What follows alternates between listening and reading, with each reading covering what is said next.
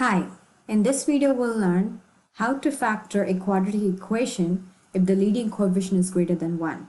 Here in this quadratic equation you can see that my leading coefficient is 3, which is greater than 1. So how do we factor this kind of quadratic equation? Well, the first thing that we need to do is to multiply the leading coefficient with the constant term. So the leading coefficient is 3 and the constant term is negative 20. If I multiply this, I would get negative 60. So now what I need to do is I need to think of two factors which when multiplied to give me negative 60, but when those two factors, the same factors, when added, should give me the middle term's coefficient. The middle term's coefficient in my case is a positive 7. And you have to make sure that you include the sign as well. Here right now it's a positive sign, but if there is a negative sign here, then you have to make sure that you include the negative sign as well. So I need to think of two factors that multiplied to give me negative 16 and added to give me a positive 7. So let's write down the factors of 60. The factors of 60 would be 10 and 6. So 10 times 6 is 60, but 10 plus 6 or 10 minus 6 cannot give us positive 7. How about 12 and 5? 12 times 5 is 60, and 12 minus 5 will give us positive 7. Right, so we know that the factors are going to be 12 and 5, 12 and 5. But we have to make sure that we figure out the sign as well. Since we need a negative 60 here, and 12 times 5 is not a negative 60. So how do I make it negative 60? And then this one should still be positive 7. Well, I can say that 5 can be negative because 12 plus negative 5 will still give us a positive 7. And then 12 times negative 5 would give us a negative 60. So I know that my factors are going to be 12 and negative 5. And now the way I will solve this is I'll leave my first term and the last term as it is. I'll not touch these two terms.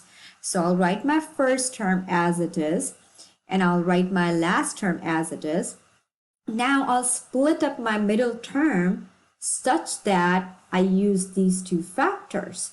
So instead of positive 7x, I will write this as 12x minus 5x. So this would be plus 12x and then minus 5x, right? And if you look at this, positive 12x minus 5x will still give me 7x. So I did not change the value of the equation at all. This is just a different form of writing 7x. And I use my two factors to split up this middle term. Now we're going to make two groups. So this is my first group and this would be my second group. So from the first group, what would be my GCF? What is the greatest common factor? I can factor out 3x. So if I factor out 3x, what would be left inside? So inside would be 3x times x would be 3x squared, right? 3x times x is 3x squared, plus 3x times what will give me 12x. 3x times 4 will give me 12x.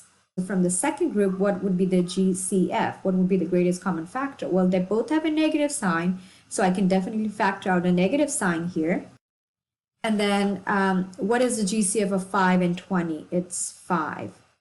So I can factor a negative 5. Now what would be left inside? Negative 5 times what will give me negative 5x? Negative 5 times x would give me a negative 5x. Then negative 5 times what would give me negative 20? You have to think it this way. Negative 5 times what will give you negative 20? So negative 5 times 4 will give us negative 20. So that would be a positive 4. X plus 4 and we have x plus 4 here. So this has to be the same. If these are different, that means you made a mistake and you will have to redo your problem. So you should be able to factor out something from these two terms. Now this is our first term basically because this is like the product, and here also this is our second term. So from these two terms, I can factor out x plus 4 because they both have x plus 4 common in them.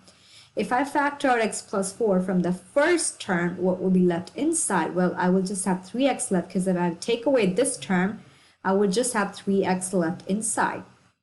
And what if I factor out x plus 4 from this term? Well, I'll be left with negative 5.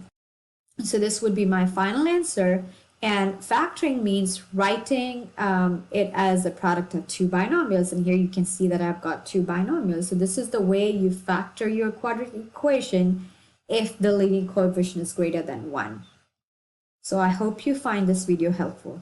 That's all in this video. Thank you so much for watching. If you are new to this channel and want to see more videos on other math topics, be sure to subscribe down below and share it with your friends. See you in the next video.